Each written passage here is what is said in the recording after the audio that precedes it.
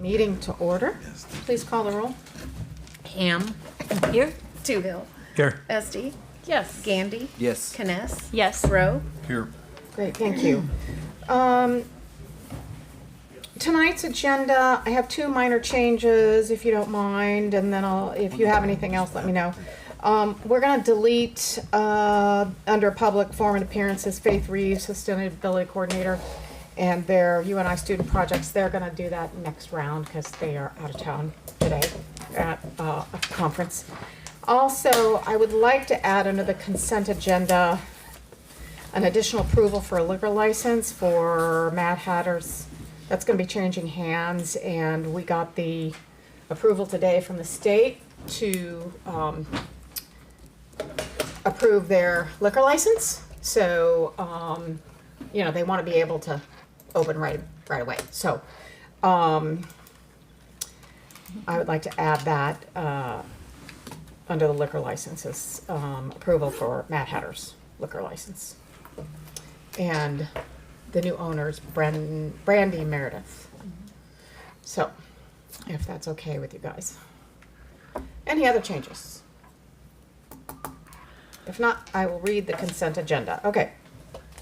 Approval of the minutes of the April 8th, 2024 council meeting. Approval of the minutes of the April 12th, 2024 special council meeting.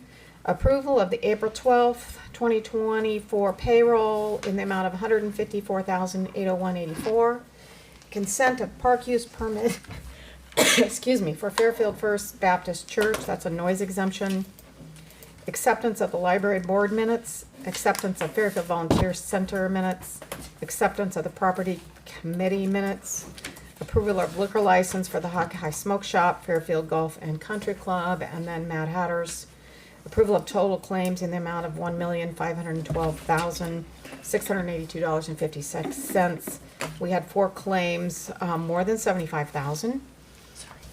Boomerang Corporation for step 3, $476.66. EBS, $77,818.53 that's for health insurance premiums. McClure Engineering for engineering services for $116,849.80, and Woodruff Construction again for step 3 of $474,667.50.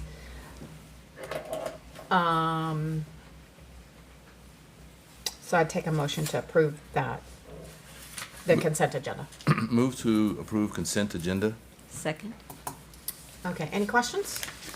I just had a question about the park use permit request, because I know we discussed this last year, I believe, because I had some residents from the 4th Ward ask about noise and when it was gonna get going, and I just noticed that there's no specific time of intended use listed on here, Yeah, so. I noticed that too. I was So- wondering. Does anybody know? I don't. If you would like, we can pull it and then find out some more information for you. and go again. I mean, you know, if it's gonna get going at 7 a.m. or something, that would seem, and I don't think that it did last year. That was just something that came to my mind, so I was wondering if maybe we could get some more information Yep. about that. Yeah. We can pull that. Okay, so let's pull that till we get the lowdown. Okay. I did review the claims and everything seemed in order. Okay, great. Alrighty. Okay, with that, let's go ahead and call the roll. Gandy. Yes. Ham. Yes. Esty. Yes, I just need to abstain from the approval of the minutes from April 8th because I wasn't here. Toohill. Yes. Kness. Yes. Rowe. Yes. Okay, under public forum and appearances, we have Lindsay Bauer. She's going to talk about the summer concert series. Go ahead, Lindsay. Hi, everybody. Nice to see you.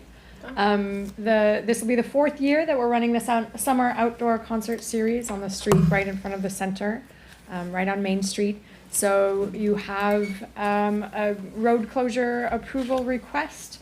We close Hempstead and Briggs leading up to Main Street, and then Main Street on the block where the center is.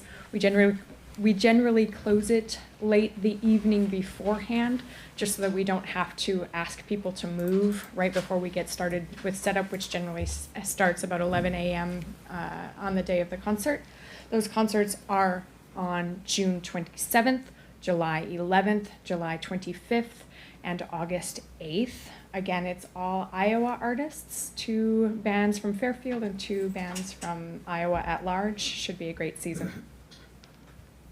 Okay, any questions, council?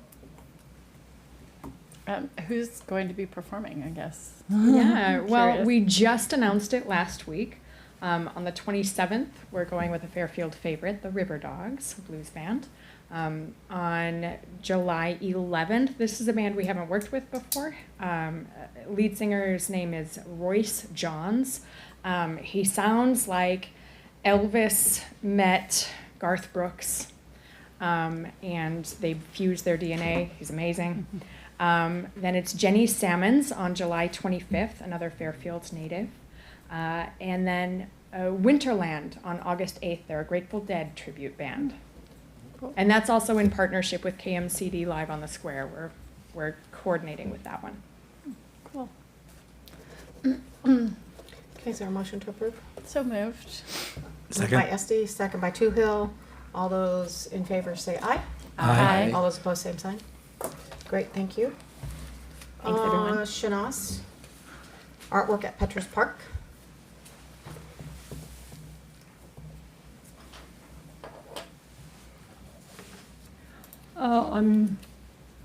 If you're looking at the picture, you see how to build a community, 2 of them.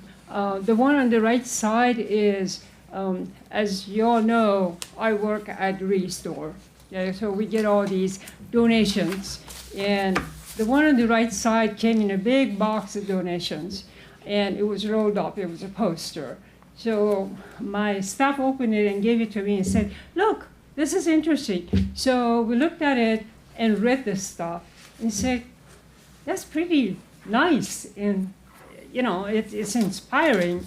So we put it on a piece of board and we hang it on the wall. And we looked at it for a few weeks. Then every day we would look at one item and say, well, we're going to do that today. And we did a few things. Some of it, individuals can't do that. It has to be community. Then I brought it up in one of my committees, and we thought, this is kind of old. It was made in 1998. Now, don't take offense when I say old. The thing made old-fashioned, you know.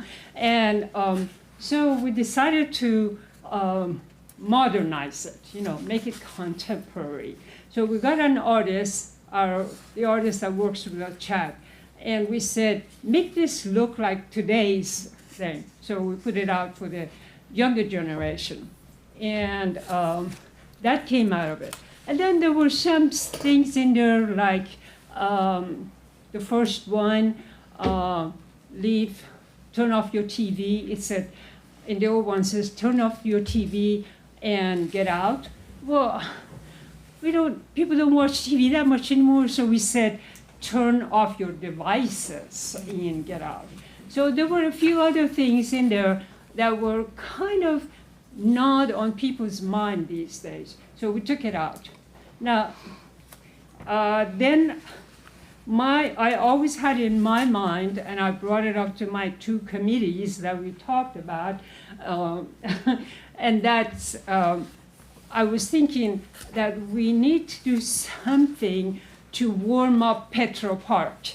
You know, it's a modern park, but it needs to be have a little color. So we thought we make this and we put it on one of the columns.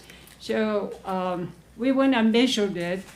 Those columns are very narrow, and it has to be very small. So I personally wanted it to be big on a wall in the city. So we decided to make 2.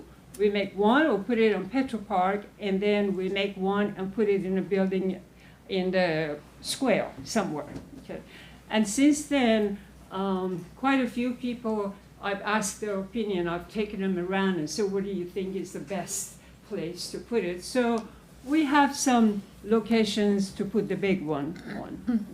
And those would be on private buildings, not city-owned buildings. Yes, the big one will go on a private property, but Petra Park is your park, it's the city park. So if it goes on Petra Park, then becomes city's property, right? Ownership. So that's why I'm talking to you, to get permission to put it on Petra Park.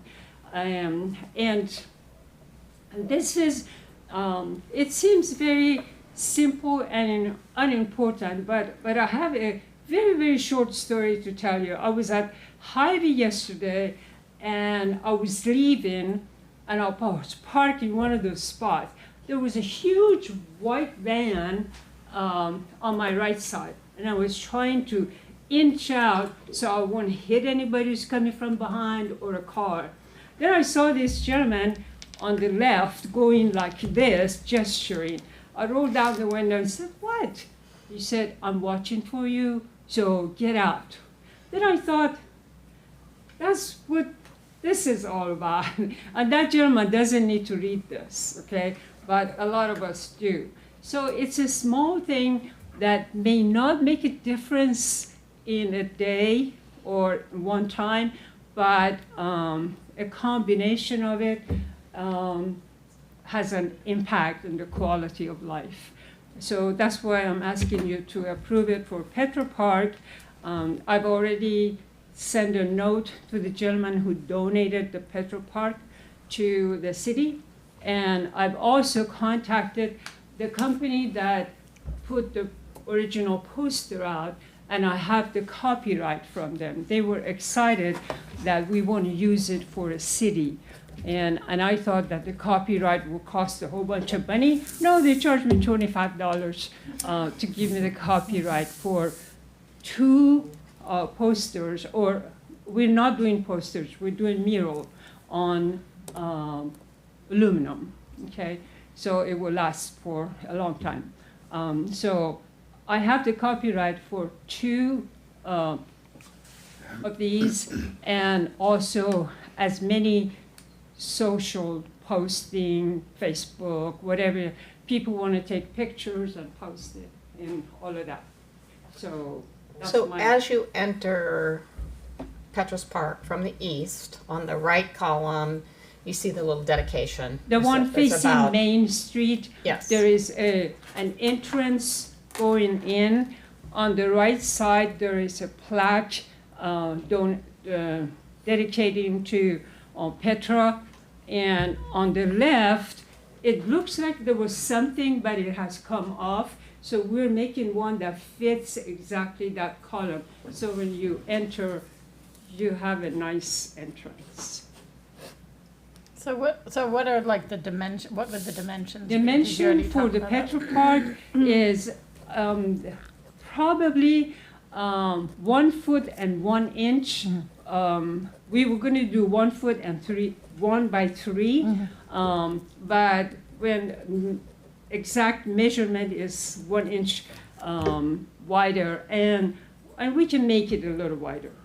And the one that we're doing for the city is 2.5 by 4 feet. So I'm 5'4", so it would be this tall and about this wide. I mean, the one for the private business, private building. Private business, Yeah. that will go around, yeah. And, go ahead. I already talked to a building that would like to put it on, and I've already talked to a business who would like to pay for it, so. Oh, so you cover. can't, there's not a It's building, not gonna cost the city any money. right, there's not a building, you can't tell us the building because it's not yet finalized? Because they're making a decision. The message was sent to the board. There are 4 people that have to decide. One is excited already, so I have to convince 3 people, maybe 2 people. But it seems like promising. But I don't think that I have a hard time convincing anybody to put that on the wall, because everybody who's seen it likes it. You know, they're excited about it. So I hope you are too. Council, if I may. Then also in Petra Park, we're considering a shade structure project also in Petra.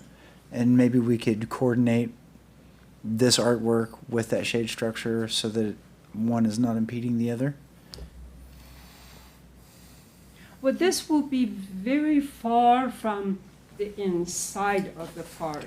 This is way out on the sidewalk, you know, when you're on the sidewalk. You have to take quite a few steps to get to the rest of the columns. Okay. So it will be read from the sidewalk side? Yes, as you walk in. Council, what do you think? You okay with that? Yeah. Yeah. I'll Okay. make the motion that we Okay. go for it. Yeah. Okay, moved by Ham to accept this project for Petra's Park. Is there a second? And we do, just real quick, you said you notified Yes. Petra, and do you get a reply, he's good with this, or have we not heard yet? I have communicated with him about other things. He usually takes up 48 hours to respond, so, and I did this yesterday. There were, Okay. because I had to wait for the copyright, to get the copyright before I could have the right to put it in a city, you know, so the city would not get in trouble for doing something they're not supposed to. So but I thought the park is cities. It is city, but but- I know the gentleman, Yes. and I respect, Yes. you know, and I wanted him to make his, I personally, I would like to have his support also yeah. before we move forward, but Can we make a motion to approve like contingent on his support, or is that? Yeah, Judy, would you mind Yeah, I changing, think just that- updating your motion to? Yes, I Yeah, will. Contingent upon his approval? Yes. Okay. So, and then I will let you know when I get his approval. okay. And is there a second then? I will second the contingent Okay, motion. okay, great, thank you. Any other discussion? All those in favor say aye. Aye. All those opposed, same sign? Okay, great. Thank you, Shanaz.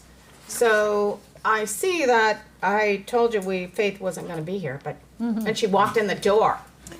Are you ready to give it a report then? Yeah. Oh, we had deleted you, sorry. Oh, do you want me to come back? I can come back another time. Yeah, I could think, since you're here, You're Okay. present. you just, might as well go ahead, so. Yeah.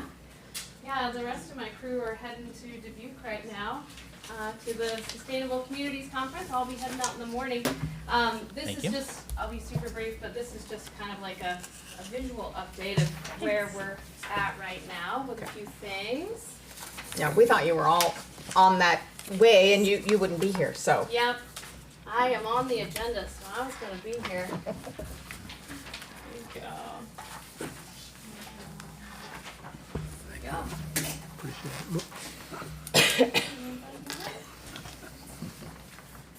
So yeah, thank you. Good evening, council and Mayor Connie, Doug, John. This is my first time getting to address you as the sustainability coordinator, so this is really fun. But we'll keep it brief. I do have a topic that I'm here to share about, and then hopefully I'll be here again many times soon to keep you updated with what's going on. So I'm here tonight to briefly share about the collaboration between our team here in Fairfield, the Resilient Action Committee, and the University of Northern Iowa's Climate Action Planning class led by Professor Alex Oberle. He's the professor of geology there. And he has orchestrated this class for many semesters, and he's done similar work with similar communities in Iowa over the years. And this session, this semester, he's working with Fairfield and also with Waterloo. So this opportunity arose because of the city of Fairfield, because the city of Fairfield is a host to the Green Iowa AmeriCorps program, and allows us the benefit of Professor Oberle's and his students' expertise. As you know, the Resilient Action Committee, or the RAC, is the driving force behind developing or working to develop a resiliency plan for Fairfield as part of the Resilient Fairfield Initiative. Through the new action plan, the RAC, or the RAC, we call it the RAC, harnesses Fairfield's pioneering spirit and community engagement to collaboratively shape and flourish a resilient future. The RAC formed in March of 2023 with over 30 engaged volunteer members of the community. Sometimes it's 40, sometimes it's 30, representing diverse expertise, experience, and commitment, is guided by myself, the sustainability coordinator, formerly Rachel Heulier. The structure is that we have 6 subcommittees aligned with key sectors: buildings and energy, food waste, enterprise solutions and community connections, land use, waste management, and private land stewardship. These subcommittees meet bi-weekly, and we're working to develop sector-specific models, while the full RAC meets monthly to share progress and find synergies between the subcommittees. The RAC's role is to work within Fairfield's vision for community resilience, conduct research and engagement, develop innovative solutions for each sector, and build an integrative resilience action plan to implement with an implementation recommendations, which this will come forward all along, and everyone will be 100% in the loop as we go through, but we're still in the defining our problem sets, our challenge sets, and setting objectives right now. So we're not towards projects or solutions quite yet. In this context, the 3 student groups from Professor Oberle's class collaborate with the Resilient Action subcommittees, providing valuable research and data analysis. We have 3 groups, so we have a Clear Path group. This Clear Path task force team is working on data collection for carbon emission inventories focused on vehicle fleets, buildings and facilities, and solid waste facilities. And so I'm kind of doing some of the legwork here in the community, taking what we already know. We have the city's fleet, so breaking that down into the departments, getting that organized so that we then can get some hard data on fuel usage and mileage. That might be something that we have to plan to collect from this point forward. I don't think we've been collecting per vehicle mileage in many of the departments quite yet, but it's something we'd like to do to be able to get an analysis for the ClearPath software. I've worked with Bill Sloop, connecting with him along with Mark Dwyer. She had collected data over the last year or 2 with the waste management group, and so I connected with him and got some of the planning area, the totality of the tonnage for the planning area. So we're working on some greenhouse gas inventories or carbon emission inventories. There's also a housing task force that's researching best practices, looking potentially around housing, revitalizing housing stock in the community. They're also working on designing a matrix that showcases climate action plans from similar communities and an annotated bibliography on repurposing buildings. And then we have the 3rd group, which is the composting task force or the organic waste group, and they are working on food and organic waste utilization, specifically around composting type grants, organic waste type grants, looking at EPA grants, and then a little bit smaller grants as well. They are currently overviewing or looking over Decora's recent USDA proposal, research pre and post consumer composting and strategies grant that they got. So that's more of an equipment grant. So they're going to report back to us on what they found there. They'll do a little 1-pager and give us some tips and modules. And then, yes, I am absolutely wonderfully grateful to be working with these students because they are just passionate. It's a mix between 4 undergrad, 4 graduate students. They have a breadth of knowledge, several of them from Southeast Iowa, which is really nice. They actually came down last Friday and did a little tour of Fairfield, which was wonderful. They got 3 hours with us, and they spent the whole first 2 hours of their ride home just kind of marveling around the fun place that we all get to enjoy. I look forward to keeping you all updated with progress, and please feel free to contact me with any questions or suggestions. Great, thank you. Any questions?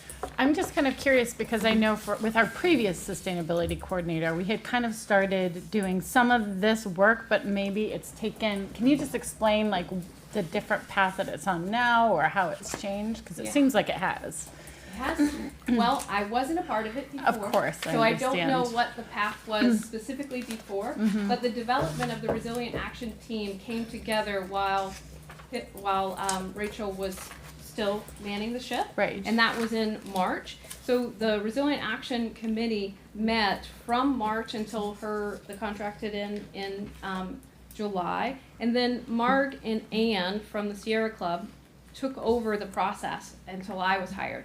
And if you know Ann Walton, you know that she's a master facilitator, planner, process-oriented individual. And so the two of them worked together to develop a really well thought out stair-step process of working through the development of these modules for each of the subcommittees. And so the subcommittees were firmed up and the process was kind of laid out. And so we've worked through brainstorming, starting in July. It's really kind of brainstorming, mind mapping, working through our problem trees, our problem statements, going into setting objectives. That's where we are now, reviewing community plans around the nation, looking at communities similar to us in size and demographic and economics, but also looking at larger communities too, looking for those models of practice. And then we're moving into building solution sets very soon, and then prototyping some potential project maps. But that's our process. Okay. And I'd just like to add, I mean, I think from Ann and Marg's perspective, it's probably been on their mind a lot, even prior to the last 4 years. But I think based on my conversations, particularly with Ann, the COVID really put things in perspective, how things changed and how, with certain things we couldn't get, just the change in environment. I think it became in our awareness more, and they just really stepped up as community volunteers and people who care to really look at this in a more serious way to go, how do we protect our community? So that's from where I sit. So, Yeah. and I'm not taking credit for anything because they really are the ones that, we had discussions, but they're really one that have been driving this process. So Yeah. Well, for the whole community. Keeping open minds and open doors is all that really we ask, is that we get a chance to present something to you all along the way and see if it resonates. There's no guarantee that you'll adopt the plan. You may adopt parts of it. You may feel that it needs to go back to the drawing board, but we'll make sure that it comes in front of you before it gets into its full draft phase. And we'll just talk about all of the opportunities for project development as we go forward. But we have, 30 passionate individuals or more in the community who are, experts in their fields, and they're willing to put their time and energy behind looking at other communities who potentially are facing similar resiliency issues. Yeah, and I would say, we all know we have the comprehensive plan, Yes. but there's also, Which is that's high wonderful. level. Yeah. It's not necessarily detailed. So I think that's some of what you're doing too, is filling in some of those gaps of places, of things we can do. And so it really is a collaboration. Yeah, and in taking many the, ways, so. the Go Green plan and looking, that's what Ann and Mark did. They took the Go Green plan and they took the Fairfield Forever plan, and they just saw all of these wonderful initiatives that were proposed, but maybe hadn't come to fruition yet. Yep. And just saw some gaps that it's like, we have opportunity to fulfill on this. Now, how do we pick it back up and grab that implementation phase and match it along with, and then get community buy-in to bring it forward. Okay, great. Thank you. Thanks. All righty. We'll move on to resolution action items and ordinances. The first action item is to rescind resolution number 4244, annexation of Northridge addition. As you recall, we talked about this last time and took no action on it. So Brad or John, are you going to talk about that specifically? Do you want to say anything? Martin?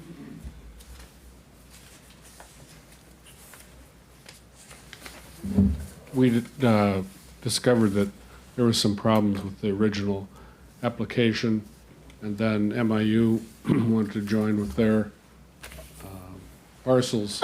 So we just decided to rescind the original and then start over with MUM and my parcels in one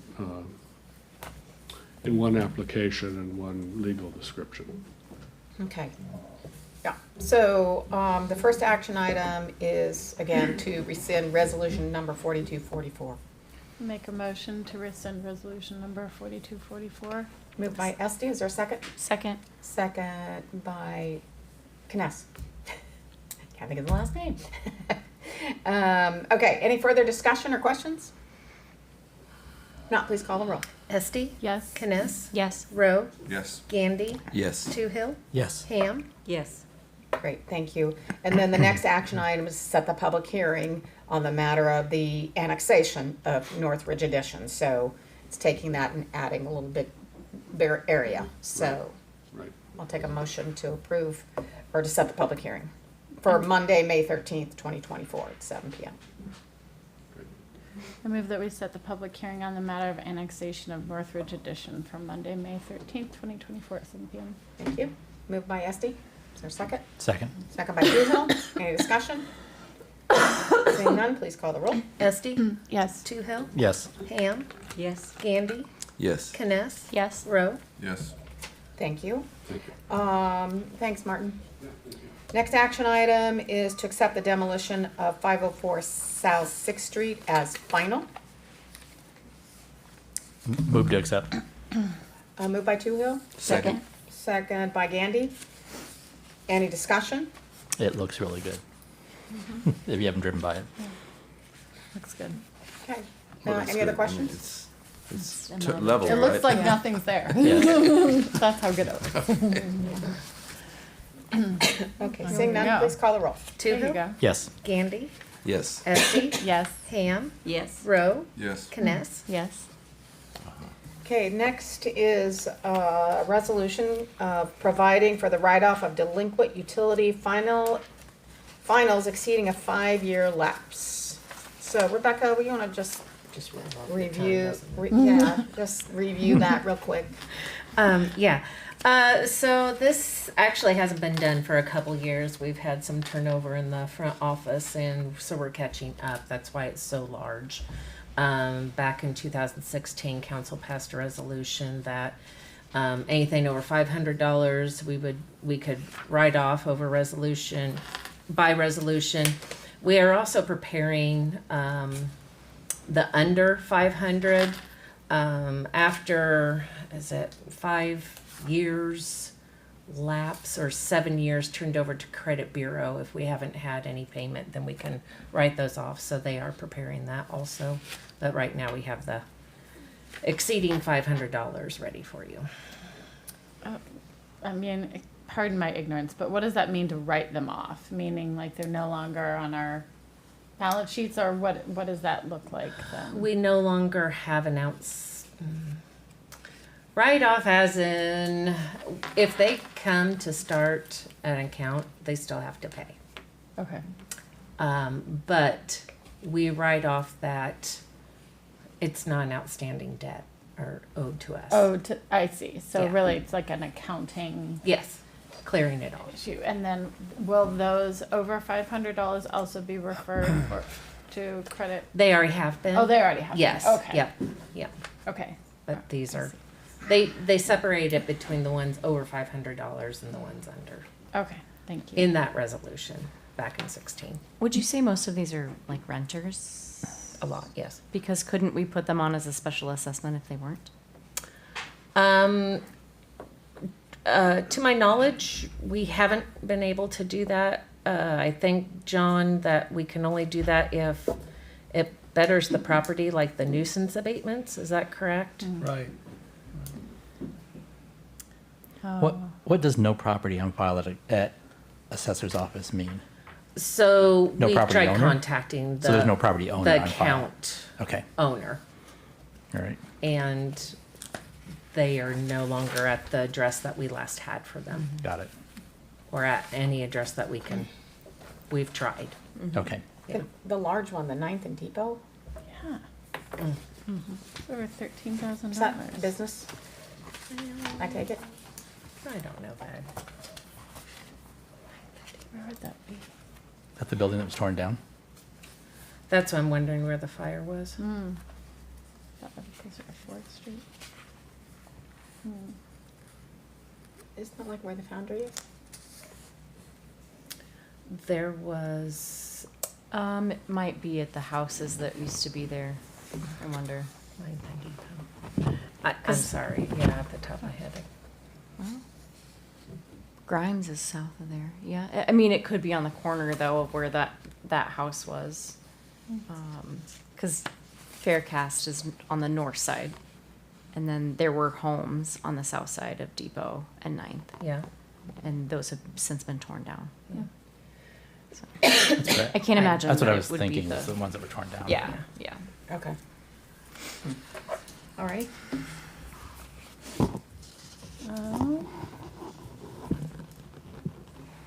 I move to approve the consideration of providing for write-off of delinquent utilities exceeding a 5-year time lapse.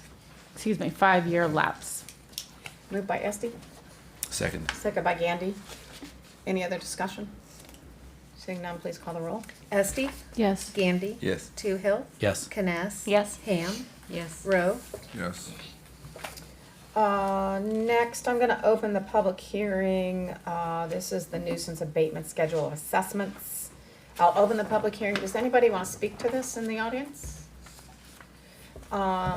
Your Honor, I want to mention one thing. Yes. There's a letter in here from John Loyne Yes. about his construction company buying a property off of a, who do I want to say, 303 South B, formerly Nigel Properties.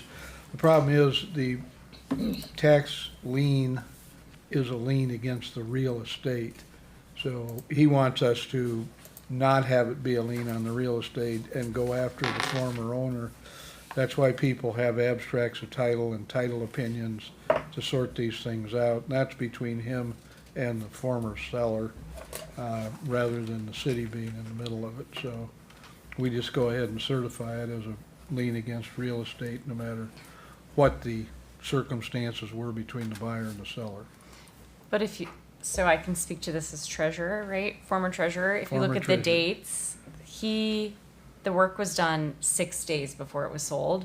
And if the city didn't certify it to the treasurer, there's no way for that to have been an assessment on the property All right. during those 6 days. Okay, So, I didn't know the timing, but, and that isn't addressed on this, right? So it doesn't say when the city submitted to the treasurer that should go on as an assessment. No, that's what we're doing, trying to do Next. now. So, okay, so then I had that question. Is this one separate from the one in the next? Mm-hmm. So the next one's stop boxes and water related. No, sorry. Oh, sorry. So the consideration of nuisance abatements, schedule of assessments, Yes, are those new for this year or are those the ones from, they're from 2023. okay, so those are from last year? Yeah. Got it. So to my point, John, the treasurer didn't have it in the system to show that there was a special assessment because the city hasn't submitted it yet. okay. And the amount If is that makes 202.50. Yeah, So are you suggesting that you agree with John's I am. request? Yeah. So there's no way John could have known?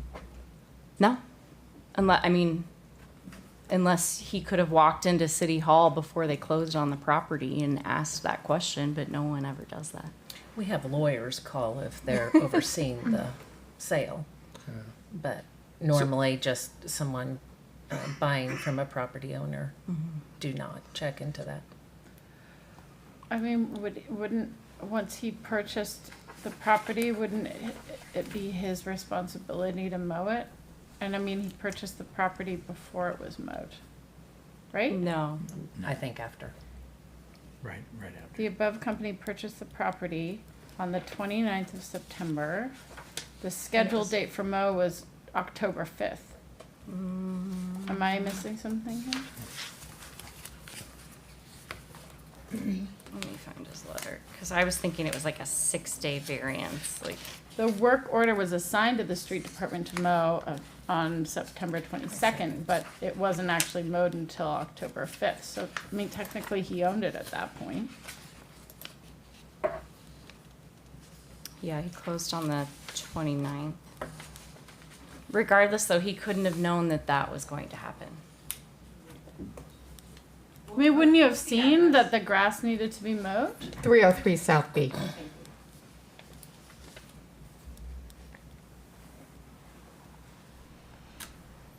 I'm guessing that in the background, is that what it looked like before it was mowed? What am I, But what he is can't, this? like, he can't set foot on that property before it closes. So he wouldn't have been able to mow it before the 29th of September. He could have mowed it on the 30th. Or the 31st, Or any day in Or- between, yep. second. I guess when you look at what the state of Iowa code is for accepting a special assessment, it has to be placed on the property as a special assessment to be collected prior to closing of a sale. Because you can do pre-special assessments at, you know, it, like if we had sent it the day that we mowed it to the treasurer, Yeah. then yes, that should have been collected and done. And then I feel like he wouldn't have a leg to stand on. But in this instance, we haven't even approved this to be sent to the treasurer at this point. I was just asking questions not related to a special assessment, but just like as a property owner who owns the property and you buy it and then you see that the grass needs to be mowed. Sure. You know, I was just Yeah, asking that's about fair. that. Not, you know, not as it pertains to the Iowa Code special assessments, et cetera. So with that, I'm gonna close the public hearing. We know what the issue is. And so the resolution is this nuisance abatement schedule assessment. So I guess you can, you know, make a motion to approve all this or make an exception, Terry or whoever, and we'll go from there. I would make an exception for 303 South B and approve the remaining schedule of assessments to be certified to the county treasurer. Okay, is there a second to her motion of accepting this schedule of assessments with the exception of 303 South B? Is there a second? Second that. You second that? Second. Okay, that's Estee's second. Further questions? Yeah, just, can you explain to me one more time why is the motion for an exception? So, in my opinion, legally, the city would have had to have already sent this to the county treasurer as a special assessment to be put on the property taxes to make the new owner liable for the mowing assessment. Because when you do a title opinion and you update the abstract, you can pretty much only go as far as seeing what is on the tax roll. And because this wasn't listed on the tax roll as a special assessment, there was no way for him to know that there was a special assessment that was going to be put on in April of 2024 because it's not been submitted to the county treasurer. So it's just now being submitted Right. with this approval. And John wouldn't have been aware that a letter was sent to the property owner that it Correct. had to be mowed by a certain deadline either. I mean, visually, it needed to be mowed, but he had only owned the property 4 or 5 days from the time that the assessment was placed on him from the time he bought He could have been out of it. town. I mean, there's so many extenuating circumstances that when it's that short of a window, if it was 3 months and we had to mow it after he'd closed, I would disagree with his objection, but. Okay, so for now, we have a motion and a second to approve the schedule with the exception of taking off 303 South B. Okay, is that debt gonna be absorbed by the city, or what happens to it? Yes. Okay, it's not paid. Correct. No. I mean, we can still technically send collection to the previous owner, right?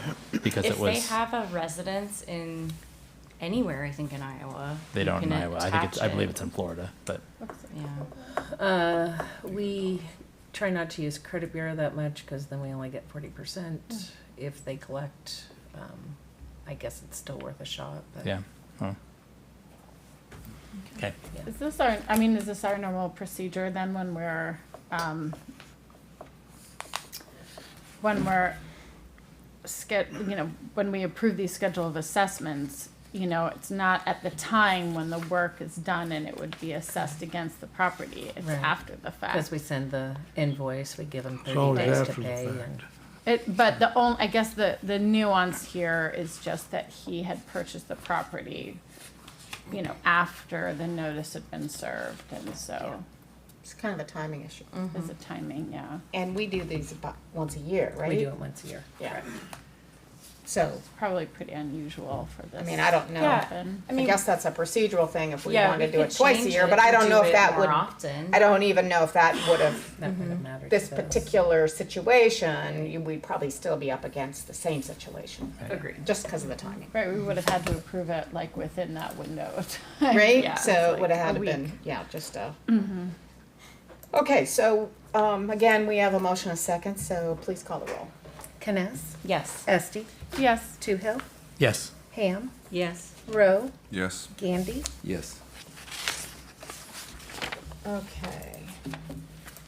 Then next up is a public hearing on the matter of stop box and curb stop repair schedule of assessments. Is there anyone so I'll open the public hearing if anybody wants to speak to that. Seeing none, I'll close the public hearing. And again, you have a resolution here, for stop box and curb stop repair schedule assessments. So there's 1, 2, 6 of them? A couple paid. You have one. Oh. Attached. Correct. Sorry. Oh, okay. Well, We I had one printed pay this at today. We had one pay at like 3:30. Oh, okay. Okay, so there's 4 of them now? I believe there's 4. 5. Jason, could you? Oh. There were Yep. 5 on here, 1 page. Is there 4 I or see. 5? Yeah, there were 5 listed on here. Okay, Okay. 5. Okay. Okay, sorry about that. 5. I would move to approve. Okay, moved by Kness, Second. second by Toohill. Any other discussion? Not, please call the roll. Kness, Yes. Toohill, Yes. Esti, Yes. Rowe, Yes. Gandy, Yes. Ham. Yes. Did I officially close the public hearing? Yes. Yes. Okay, thank you. Okay. Under the mayor's report. Hold on here. Couple things. As the weather's getting nicer, I did have a call about dogs and,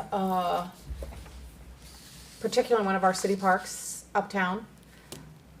A big dog that was not under control of the owner. And the complaint also was that, and this person had a little dog. Also, she feels like she can't take her dog to any park because owners are allowing their dogs to run off without a leash. If you go out to Woodham Woods or, places like that, of course, that's in the county. But, so just a reminder that, you are supposed to have your dogs on a leash. And you should be able to control your dogs even if they're on a leash. You gotta pay attention. I know sometimes those little dogs look exciting to those big dogs. They'd like to have them for lunch. Anyway, so it is problematic. Again, just pay attention, people. And it takes everybody's, again, community spirit to take care of your dog, keep it on a leash, clean up after it, etc. So just a little request. Thank you. I want to thank the Arbor Committee for their tree planting. They did a lot of tree planting out at Carrington Point. The Emerald Ash Borer was, tough on the city. And they got a $5,000 grant from Alliant Energy. So again, thank you so much for your work on that and getting all those trees planted. It's a beautiful thing. And also the Street Sweepers Ball, they had almost 100 people out. And I got actually a lengthy email from one of our members of the Beautification Commission, and it was just so inspiring. about the street sweepers ball and how people just kept coming and coming. And she said by 10 a.m. over 100 volunteers had arrived to join the project, and approximately 25 volunteers were children. Over 40 gardens were given a spring refresh. Carter Deal from Clean Wash volunteered to power wash the city sidewalks. Street department is going to follow up with cleaning the streets of the remaining sand and cigarettes. And they said the icing on the cake was the Park and Rec will spread a lovely layer of mulch next month. Pizza Hut and Mia Pizza donated pizzas for everybody. And there was a lot of camaraderie and a lot of people saying, hey, let us know when the next event is. So again, I just want to thank the people who organized it and all the community members who came out for it. It just speaks volumes for our community, how proud they are of our downtown, and they want to keep it nice. And, you know, the tulips look great. So thank you for that. Again, just really appreciate everybody's attention on that. So that's what I have under the mayor's report. City attorney report. Yes, Your Honor. Couple things. The property committee's going to submit their minutes, and I see a draft as part of our materials. One of the things in the middle of the first page is the 504 South 6th Street clearance, the demolition and the cleanup down there.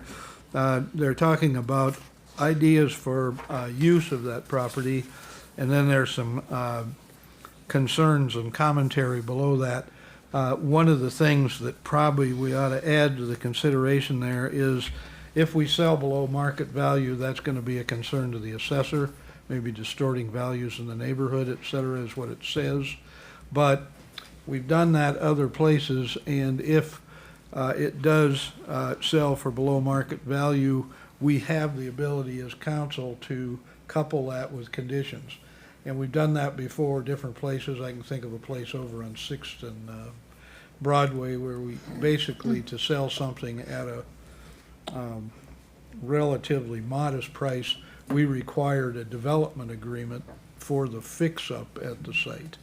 And there isn't any reason not to just add that as another thought under that nice little outline on 504 South 6th Street uses. So I'll let the property committee dig into that more. Well, I think, John, and I'm looking at the property committee notes and under concerns, it does say if we sell below market value, we may place obligations on the buyer to compensate the city for below market value sale. Yeah, the conditions that we've had in the past have been development agreements, is all Right. I'm saying, Paul. So hopefully, if it turns out that way, fine. If there's a private developer that wants to pay us full price for our cleanup, that'd be great too. So we'll just have to see who's interested. The other thing I wanted to talk about a little bit is something that is coming. It will involve Weston McKee. It will involve our fire department housing inspectors, and it involves our police department, who has detailed policies and procedures already in place. Our city code has a variety of places where we authorize ourselves to enter property. And where this is going is we have a new kind of effective entry, or at least it's viewed by some courts as an effective entry, and that is when you go somewhere with a body camera and you're basically in a place where someone has an expectation of privacy. What do you have to do in that situation?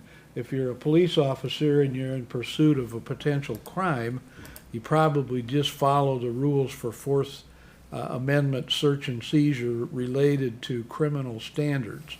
And those standards, however, are different than standards that apply to our water department or sewer department or zoning code enforcement officer or a public health officer.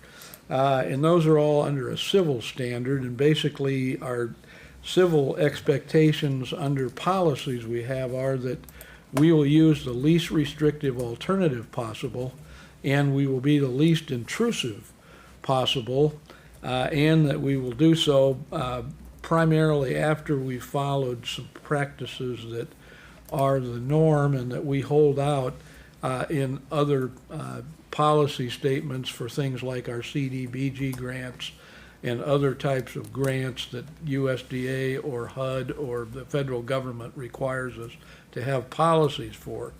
So looking at it from the standpoint of least intrusive or least restrictive alternative, what we'll probably be bringing back to you for your consideration, markups, changes any way you want, is a policy possibly covered with a resolution, or we may want to amend some of our ordinances.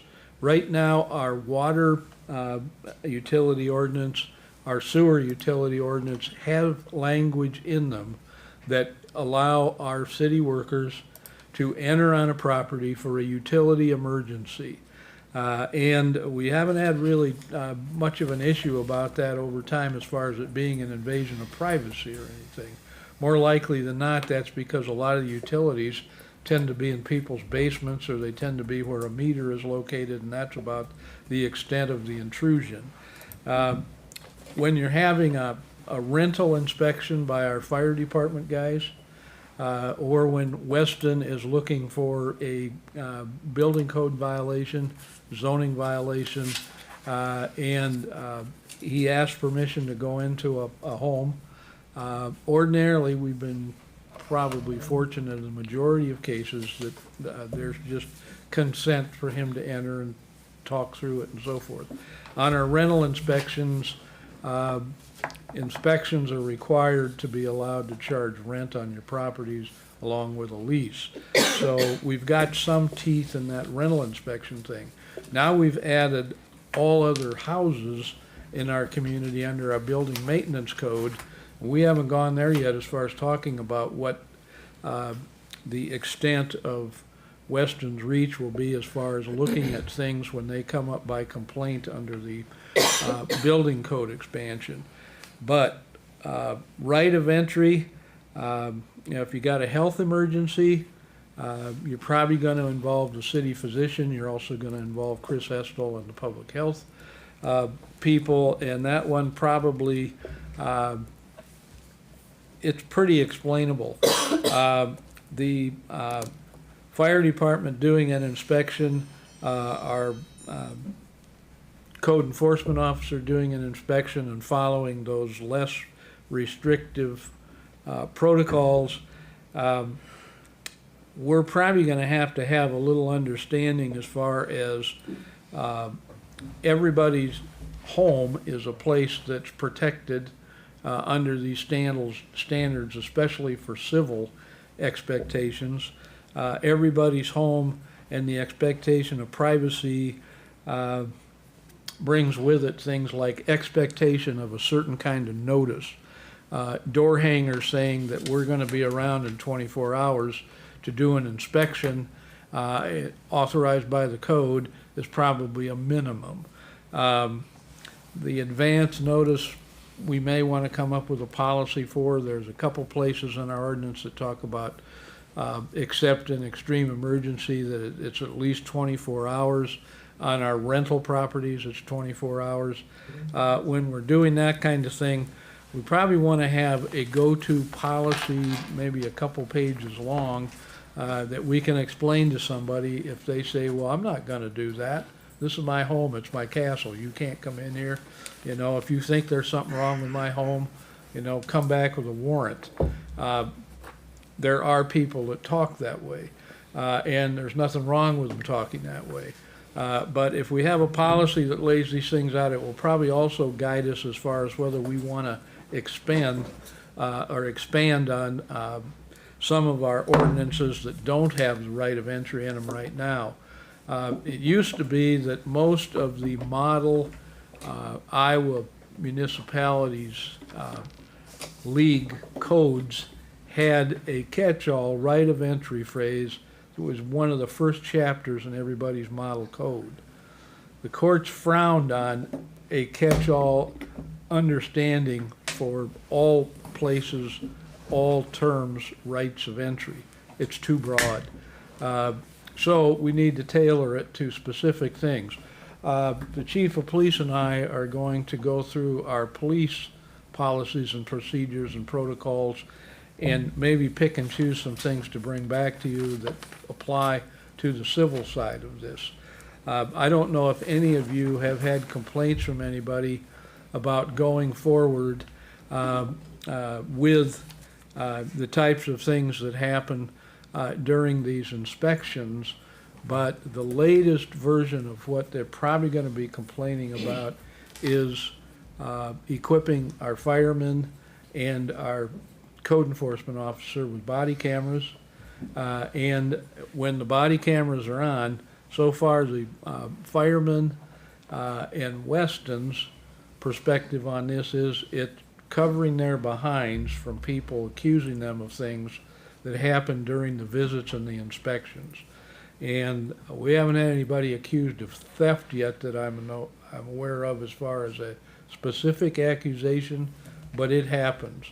I've seen situations in other communities where you probably have to anticipate that sooner or later you're going to get that kind of complaint, or somebody's going to say that your employees are corrupt. They're not corrupt. Obviously, we have a lot of confidence in the way they administer this stuff. But I think we're going to have to get there. So I'm going to ask you to refer this to property committee as far as developing a proper, a set of protocols and policies for the body camera use, consistent with civil standards versus criminal standards for this kind of intrusion and step beyond individual privacy in people's homes and so forth, because the majority of these kinds of inspections and entries are going to be in private homes. So enough said. I don't know if some of you might be wondering about this yourself, or maybe you've had an individual that's talked to you about body cameras. So, let's entertain a motion then to move that to Personnel Committee. I would make a motion that we move it to property committee. Property or personnel? I'm sorry, did you I think say you said property, but I think we, Property, but I think you meant personnel committee? We talked about moving it to personnel. Oh, Oh, We've already asked the personnel chair to review it. oh, all right, I didn't know that, Mel. personnel committee. I amend my motion. Move it to personnel committee, I guess? Is that, Yeah. okay. okay, is there a second? Yeah, as far as the individuals wearing them, I guess that does make sense. Yeah. But I think our ordinances, if we have to amend some, you're gonna be back to property committee on residential inspections. You're gonna be back to them on some of the other buildings that Okay. can also be inspected by So- any of those groups. What is, in a nutshell, what is the personnel committee to be considering? Briefly. Like, is it just The equipment the needed. wearing of body cams by city personnel? And like potential liability concerns, or, Yeah, I think that's what the intention is. oh, But again, I think John's making a good point. It may come to other ordinances under property. So it'll be kind of probably a two-step process. Yeah.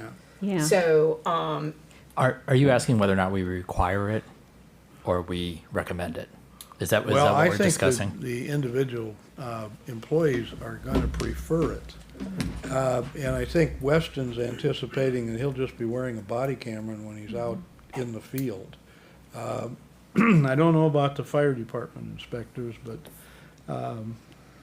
probably one or two of them at a time is the most I would imagine using it.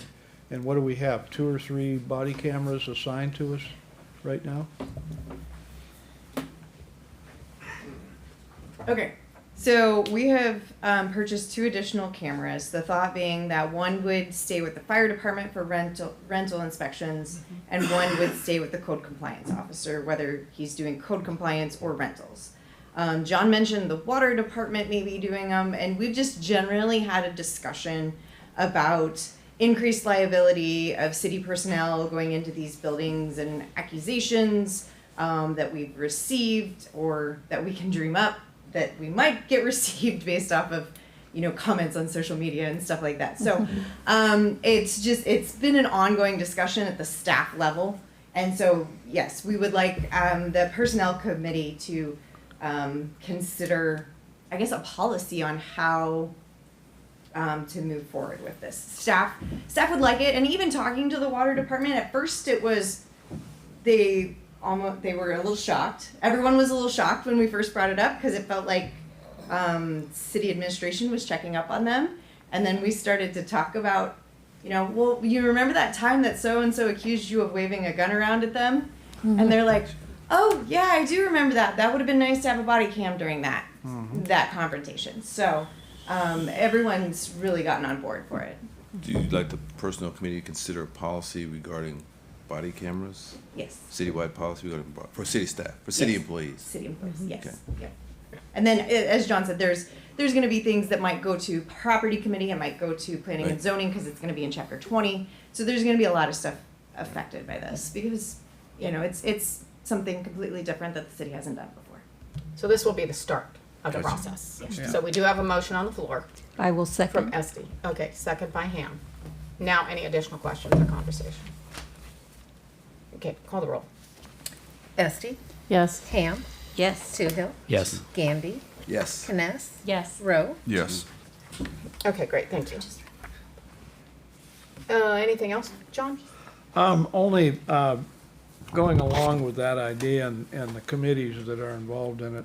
Right now, I don't know if the council's aware, but in the last 18 months, a set of CDBG policies that we have to have in place to be eligible for those kinds of grants is in place. It's on the racks out in the entryway. There's about 12 to 15 pages of policies. I've mentioned some of them before as far as relocation and dislocation policies and a whole roadmap of ways to deal with that.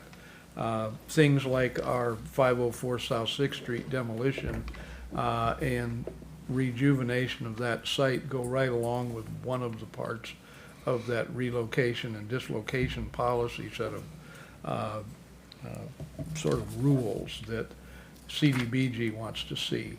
But these are both state rules and federal rules that we try to stay in line with. And this whole thing about a step further as far as our inspection policies and so forth, we're trying to stay inside state code standards somewhat as far as we have the power to do the inspections and so forth. But we also, we don't want to invite a challenge to our procedures when we get upstairs with a nuisance situation or something like that, and they say we stepped on their rights. I think the body cameras are generally a good idea. I haven't, in a very long time, ever seen anybody in our law enforcement ever abuse a body camera. But, and I don't know if you have, Dave, but as far as the situation with civil officers that aren't law enforcement officers, we may have to have just a sit down and a discussion about what I call a softer approach, because the civil side of the standards is different than the criminal side of the standards. But Great. Thank you. enough thought. Okay, that's all I had. Okay, great, thank you, appreciate that. Committee and board reports, property committee? Well, our chair isn't here. Right. Right. I'm going to speak in the Economic Development Committee meeting, so Oh, okay. congratulations. So we met on April 13th at Hy-Vee. We discussed many different things, but it was all informal, and we didn't have any specific recommendations to council, but just kind of high level overview. We discussed talking about what we're going to do with 504 South 6th Street, and as John noted, one of the questions that we had was how we kind of get compensated for at least the cost of demolition, if nothing else, if we don't, address market value, and if it's not being sold for market value, how we kind of address and make sure that any development there is gonna be in line with some of the city goals. We're pretty sure Weston has like a point system that he talked to council about in terms of like identifying housing needs and how we would prioritize any kind of housing development. So we want to meet with him on that. For 5559 North Court Street, maybe that was an action item because the property committee has recommended that we proceed with the 657A action, and this is for the former Noodle House building. And so I believe the last time we spoke about it at council, the owner of the building was here to discuss maybe some opportunities that she was pursuing regarding maybe selling the building or some other development opportunities, but I think the property committee at this point would recommend to council that we just proceed with the 657A action. So I guess that there was one request that we had for council. Additionally, we talked about our current fire station and how at some point we're going to have to determine, several years down the line when we have our new fire station operational, what we're going to be doing with that building. Discussed our downtown bathrooms. I think we generally thought that we'd like to have downtown bathrooms available and see if we can get an estimate to remodel them. We had some other ideas regarding maybe creating a visitor center there, and maybe like expand the building. So we had some different, and you can read all of these in our property committee notes. And then other potential acquired properties, and just kind of developing a plan going forward.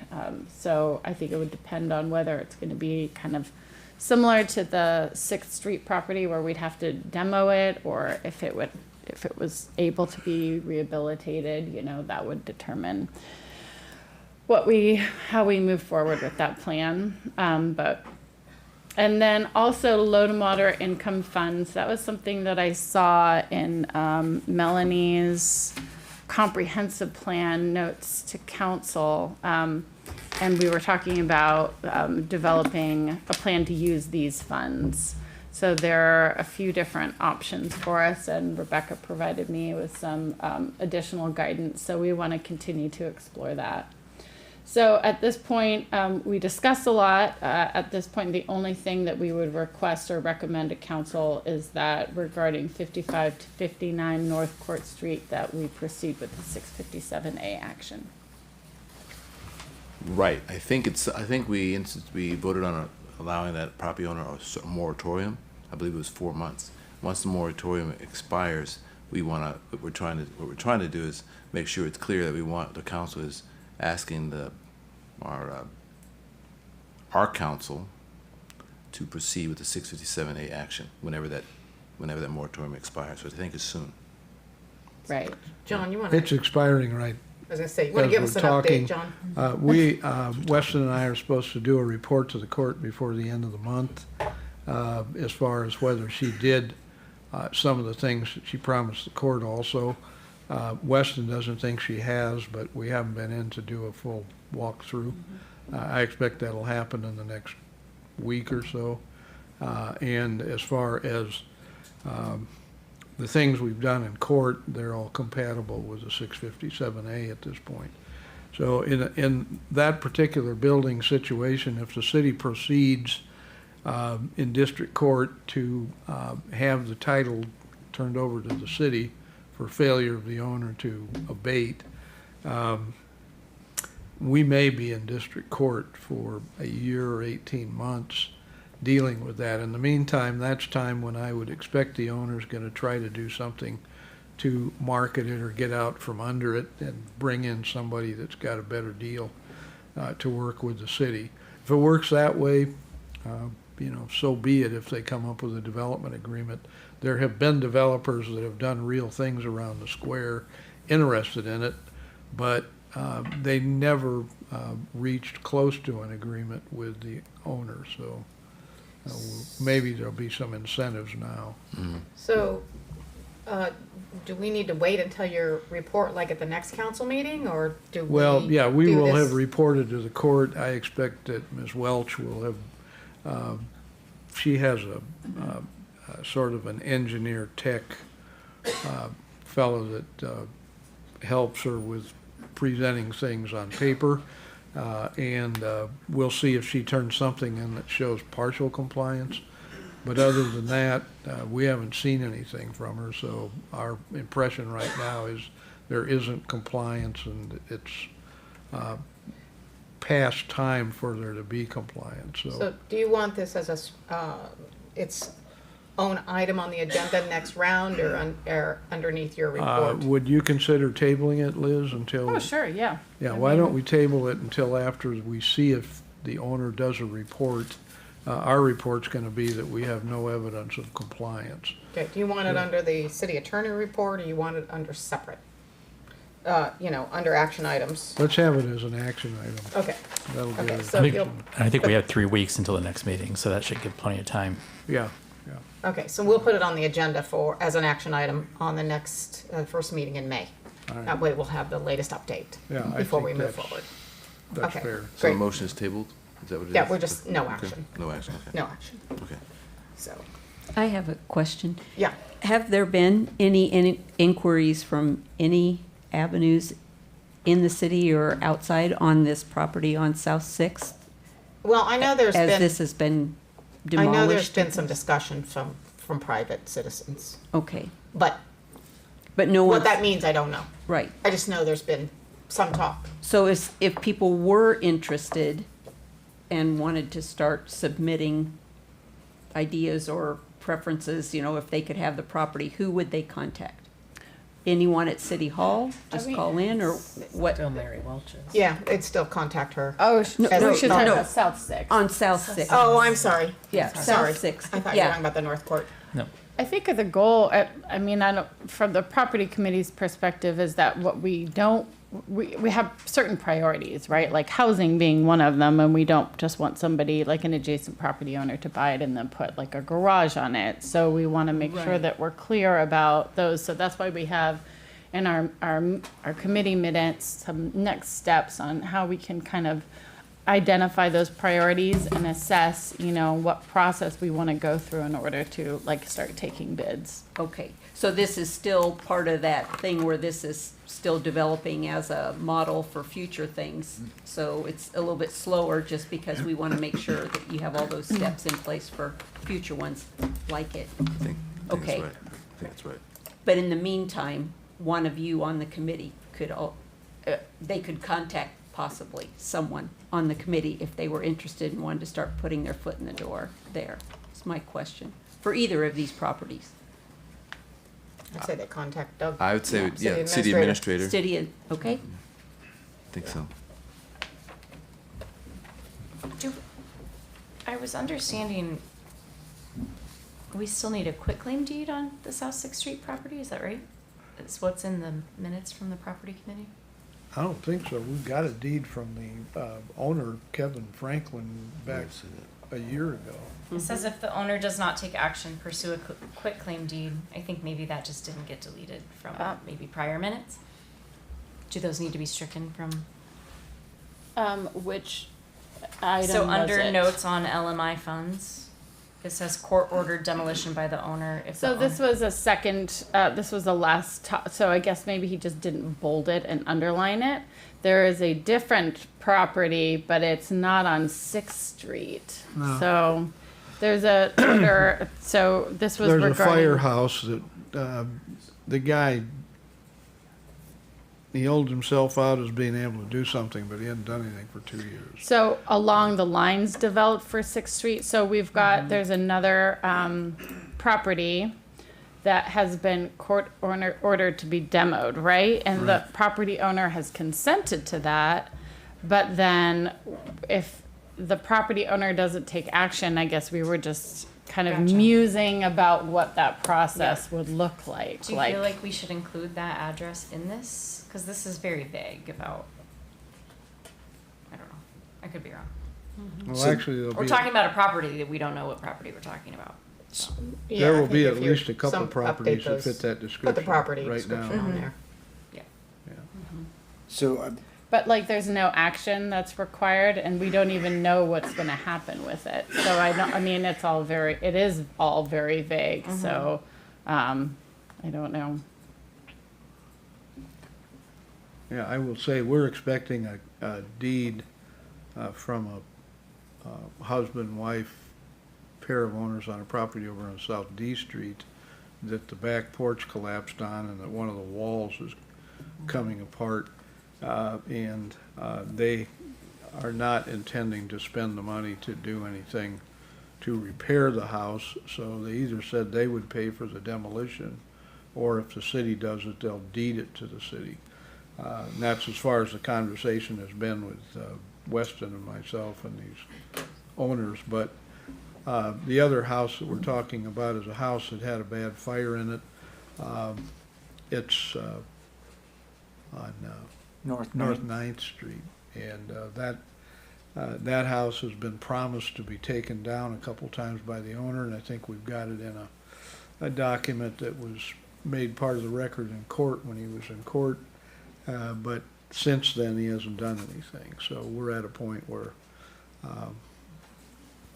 if he turns it over to us, that would make it easy for us. The city will just go in. But I don't know if he's going to cooperate. He promises some things and he hasn't done anything. So that's the property we're talking about in those minutes. Yeah, I think so. If we're partnering with builders and with restrictions and stuff, can we use the LMI money to demolish properties or not? Sure. Okay. Yeah. I don't know that we can, I can't remember all it's like restricted to specific uses. We can model it, Liz, on the standards for residential anti-displacement and relocation assistance. There's like 11 things that involve use of that kind of money for repair or replacement of housing, that whether we take it down or whether we fix it up. We can use LMI money for that under the CDBG standards that are out there that I was mentioning. HUD has similar standards and USDA has similar standards. And the LMI, if anything gums the LMI up a little bit, it's the expectations of LMI as far as some of the TIFs that have been done. But I don't think we've got any housing abatement, nuisance abatement scenarios that are happening in TIF areas right now. So I'd be more worried about the TIF standards on what we do with LMI money than the rest of these statutes that tell us how we're supposed to do it with our policies. If we can point at those policies as a justification for use of some of it to either replace, restore, rehabilitate, or demolish and then bring something else in that's a complete makeover, I think we can use it. Are you talking about like the blight remediation? Yeah. So if we like identify a certain region or a certain part of the city as blighted, then we can remediate with those funds. About 25 years ago, we did a blight remediation over where the Monroe Park apartments are behind the in-town child care center. And we spent money that was CDBG money buying like six different houses that were dilapidated and blighted. And after we took those down, we put up 3 apartment buildings over there through a developer from Des Moines. And that's worked out nicely as far as basically people that have maybe 1 or 2 kids and live in the apartments. I mean, I know one thing that we discussed was maybe there are certain state and federal housing grants for low to moderate income individuals, and I know sometimes FEDA can help people with those grants, but we can use those funds as matching funds. Right. And I just know that with our increased code compliance focus, sometimes that's having a disproportionate impact on low to moderate income households who maybe can't afford to fix up the house and make it compliant with our codes. I thought maybe that might be a good avenue we could, research too. My question also would be, in that North 9th Street area, do we have unoccupied homes in that area that we could use a, blighted area? Maybe do something similar to the Monroe? And I don't know the answer to that, but maybe something we should look into. Yeah, I think we're open to addressing, whatever, looking at many different options. It was just that wasn't even on our radar, and Melanie had mentioned it, put it in her comprehensive plan, I think, and so we just wanted to make sure that we start addressing it, because there are funds in there that we can use. Okay, great. Economic Development Committee. Thank you, Mayor. The Economic Development Committee met this evening here, and all three members of the committee were present. Myself as chair, Terry Kness, and Tom Toohill. Also present at the meeting were Doug Reinert, our city administrator, our mayor, and later in the meeting came Melanie Carlson, our city engineer and public works director. We had two citizens present, Bob Ferguson and Martin Brett. The sole item for consideration on the agenda at the beginning of the meeting was the Intelligent Community Forum Community Assessment Questionnaire Review. We added another item at the request of one of our participants, Martin Brett, having to do with the Workforce Housing Application Support Request. As to the first item, it was a lively discussion between Bob Ferguson, who really is the initiator of this community assessment questionnaire. He did so last year. And if you recall, he presented before the city council, and our city made one of the top 21 cities in the world in terms of this ICF. ICF is the acronym, Community Assessment Program. And Bob has taken upon himself this year to submit a second application, even more robust, because as he's continued his research and bringing in more people involved in his initiative, we're finding out just more and more how wonderful and how really unique Fairfield is. So this evening, the members of the committee and the other participants I mentioned spoke amongst ourselves, shared ideas that Bob was busily adding to his list of things to add to the application, and they're really quite extraordinary. I think you're going to find a very exciting and inspiring application that he's going to be preparing with the help of many and submitting to the this particular organization by May 6th, I believe is the deadline, May 6th at 11:30 p.m. or something like that. So we're going to have a very, even more, as I say, more detailed, more exceptional application. So we have high hopes for what's going to happen in terms of our selection among the, not just top 21, but we're looking to move to another level, I believe top seven. So Bob, if you don't mind speaking to it, we do have a request to the council. You might speak to it for a moment or two. As to what we did tonight and what your next steps are.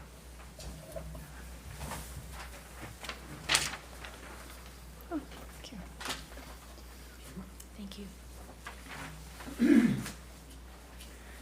So, thank you, Paul, and thank you, Mayor Connie and Doug, for participating tonight. So we have an opportunity. We were chosen as one of the 21 cities, competing among 450 cities around the world. And we submitted again this year, and we made it again into the top 21. And so what I wanted, and as I addressed you a couple weeks ago, I wanted more participation, because I'm one person who knows some things about things that are happening, but collectively we know a lot more. And so that's really what happened tonight. We had a very, very good discussion, and we will be able to submit a much more robust narrative than we did last year. And I'll take I'll take the responsibility to collate everything, but we got a lot of homework assigned to many people. And as long as the projects come in, little write-ups come in, I'll put them in the form, and we will submit it before 11:59 on May 6th. Thank you, Bob. So, excuse me. Oh, I was just saying things. Yeah. Thing about Bob, you spend a couple minutes with him, you have to be careful because you're going to end up doing something. He's gonna ask you to do something. Oh, yes. 5 things. Yes, yes. Yeah, But they're right, good right. things, and in this particular case. Beware coming to a meeting. Yes, yes, it's not, you don't just sit and listen. He engages you. But, so this application is due, as they say, the May 6th. There's several of the participants in the meeting this evening who have volunteered to write some things about some of the many initiatives, many things we're doing in Fairfield. What we like what we're recommending, and we discussed this among the committee, what we're proposing to the full council is that you allow our mayor to write a letter of support that will be included as part of the application, which, as I say, is due on May 6th. So our motion, the first item is to move that the city allow the mayor, direct the mayor to write a letter of support, general letter of support, well, I just said that word several times, a general letter supporting the ICF Community Assessment Questionnaire Review submission on behalf of the city. Okay. I'll second that. Okay, it's been moved and seconded for me to write a letter of support with this application. Any discussion? All those in favor say aye. Aye. All those opposed, same sign. Okay, great, we will do that. Thank you, Mayor and Council. Thank you, Bob. Thanks, Bob. It really was good to see all these ideas coming out, and Terry and Tom and the mayor and Doug and Melanie all came up with really cool things.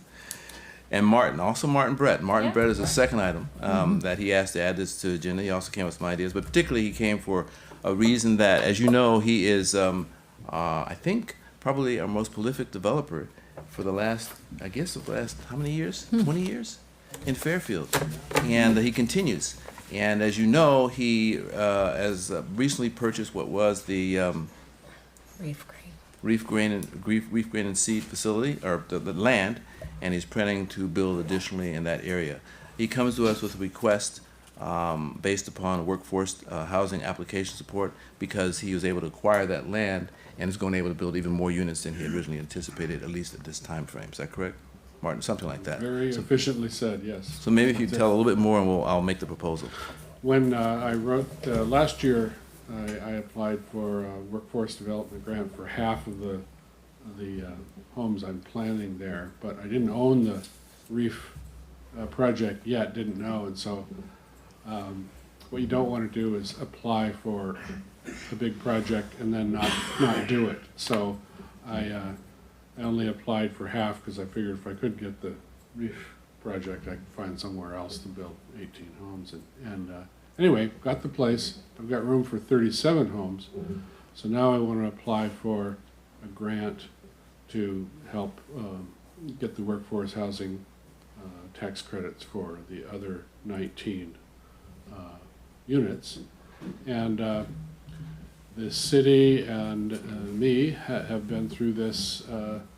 This will be my 6th workforce housing grant application, and so it's pretty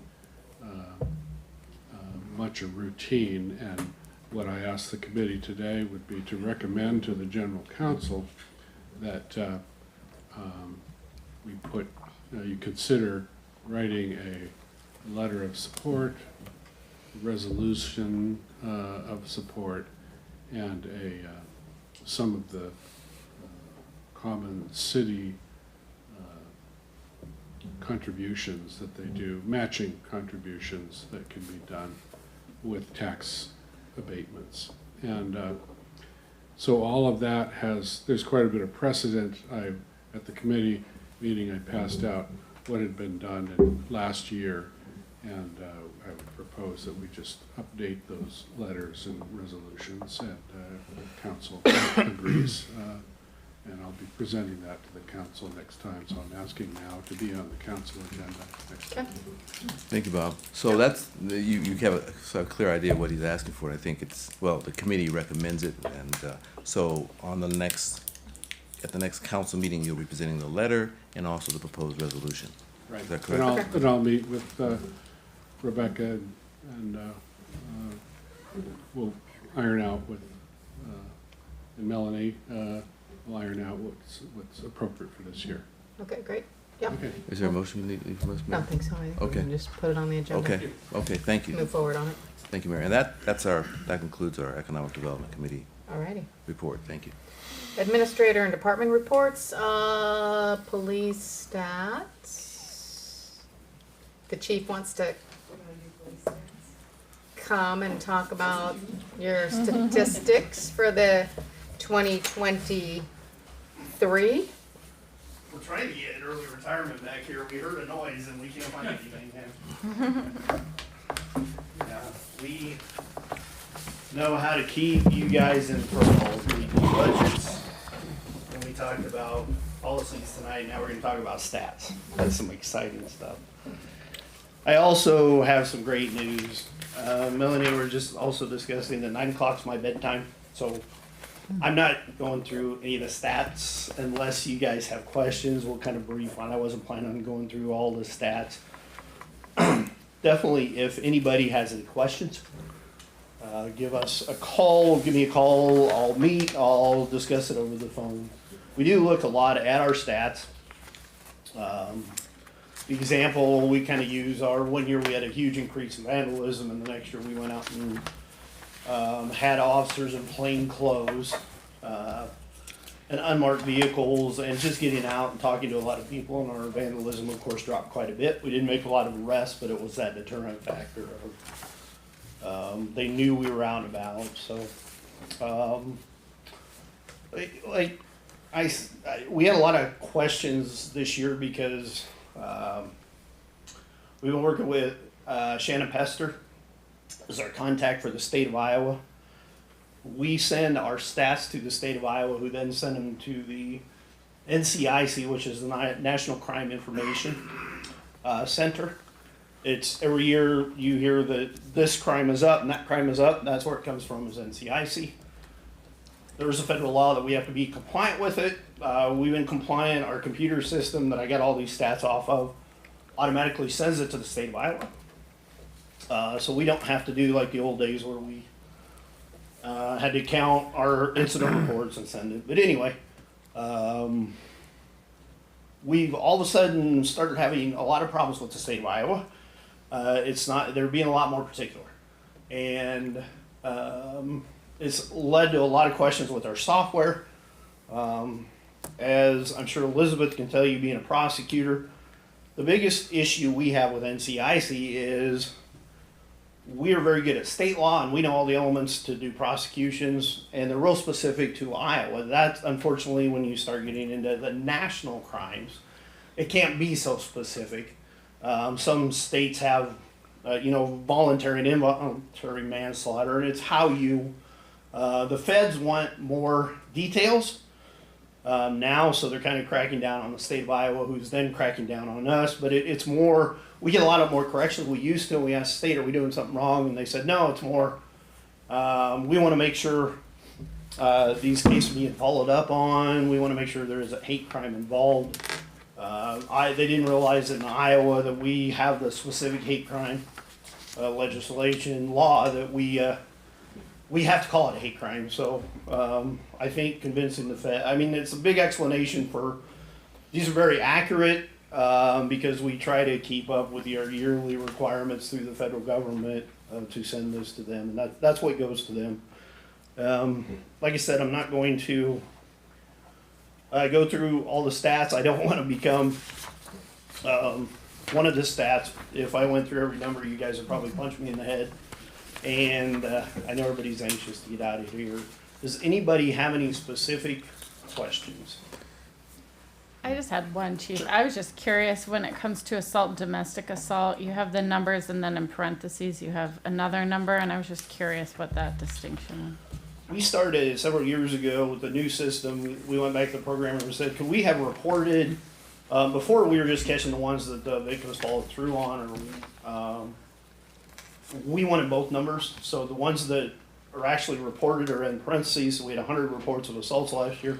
58 folks wanted to follow through with. So that was the actual case we sent to our prosecutors. Okay, all right. That's what I was wondering. Okay, Yep. thanks. Yep. And I will say for me, Chief, I really appreciate the notes that you add to the spreadsheet. I did see the numbers, but the notes really giving me perspective, allows me to put the report into context. It's very helpful. Thank you. Good to hear, good to hear. We've also identified, we'll spend the next couple of weeks, lieutenants and sergeants and I, we've already identified, we're missing some stats with the younger generation. They're real good at computers. They're doing a very detailed investigation. It's all on computer now. When I was going up, you filled out the incident report to get these stats initially. Well, they go ahead and do the entire investigation, and then they're supposed to go back in the computer and actually generate it to get sent to the state. We're kind of missing some on that end of it because they've spent a lot of time they're working with the victims. I can't yell at them too much. They're spending a lot of time doing the investigation. At the end, the victim's a lot calmer, whether it be a theft or a damage to the criminal mischief or an assault. They want charges filed that, so we do a detailed investigation. And half of the time, as you see in the stats, the victims don't want to then pursue charges, and I understand they have to show up in court, testify, and they don't get overtime like we get overtime, so it's understandable. But the problem we've kind of identified is the younger officers, they're just so busy, they're moving on to the next cases they're working on, so, and they're not going back in the computer and actually, so we've talked to, like I said, Joe's a former, he's the one that does the all-point system, but he's a former police officer in the Bloomfield Police Department, very smart guy, and every time we call him, so now we have a red box that flashes if the officers don't go back to, so we're gonna capture more stats than we did. We didn't capture all the stats last year. They were doing the investigation, we just didn't get them counted. So, Chief, I have a couple questions. Sure. Can you speak to firearms, up and highest level ever, and you also say better intelligence work, so that's one question, if you could just address that a little bit. And then the physical resistance, up and above average, you know, what do you attribute that to? So, you know, is that drug related? You know, but address the firearms first. Sure thing there. Yeah, it was, You're just finding more people carrying no. that maybe shouldn't be, or what are we talking about there What exactly? led to, we think some of that increase, we do see more, as you can see the numbers, when I first started keeping these stats back in 2011, we didn't have any carrying. It's, unfortunately, people would make fun of you if you carried legally. Obviously you can carry legally, we're not getting into that discussion, but our criminals didn't really carry guns, and now there's several carrying guns. Okay. They don't let us search vehicles, but we know a lot of times there are guns in vehicles, and then when we make the arrest, we're getting more guns off the street. We also think that we had, I don't want to give a lot of details, but a business was burglarized that had several guns taken. They were extremely cooperative with us, and a lot of our, we had started hearing rumblings that are the guns that ended up in the drug area, the drug trade. So in other words, our stolen guns were traded for drugs in the Burlington area, clear over to the Ottumwa area, but mostly in the Burlington area, in our area. So it led to a huge investigation in trying to get several people that had bought or traded guns for drugs. And that intelligence part is the officers just not saying, I took the, the burglary report, I'm just gonna go back and go to the next call. They're talking to the other officers, and the other officers saying, intelligence that I have is, the person I have drug charges on, they're trying to work charges off, knows that this gun went here. So that led to the point we had the ATF down here a couple times helping us out, just a guy, and most of the weapons were recovered. We didn't have as many charges here. It was the same way with the drug case. A lot of our drug cases ended up that our stolen guns were in Burlington, like I said, mostly in the area. They made several arrests with the intelligence we gave them. So a lot of our stats are, they work hard, and cops in Iowa know we got to communicate with each other, and we do a pretty good job of spreading that intelligence around. And Great, thank you. And then the physical resistance was up significantly too. Again, is there a correlation there between, drug activity or you know, those people who may be on drugs, is that a correlation there? Or can you attribute it to something else or anything specific? That's a tough one, because it does seem like it's an acceptance of, like I said, when I started almost 30 years ago, you didn't fight with the police, you just were arrested, you were respectful. A few would fight, and now it seems like everybody has accepted that you can fight with the police, and we get a lot more resistance. We do have a lot of de-escalation training at the state level, and that gets us out, but it seems like there's a lot of, even with de-escalation, they were planning to fight. So I don't want to talk badly about our society, but the folks we deal with, it's more accepted now, because it seems like everybody wants to either fight or run from us, to the point where we're thanking people that are very cooperative and polite. I always say the same thing, hey, thanks for not fighting with us or running from us, we appreciate it, and we'll put it in our report. IWOA stands for Interference with Official Act. Yes, sir, yeah. Okay, thank you. Thank you, Yes, appreciate that commentary. Alrighty. Any other questions? Alrighty. Thank you very much. Thanks, Chief. Let's move on to project report. Melanie, and she's got an EPA report.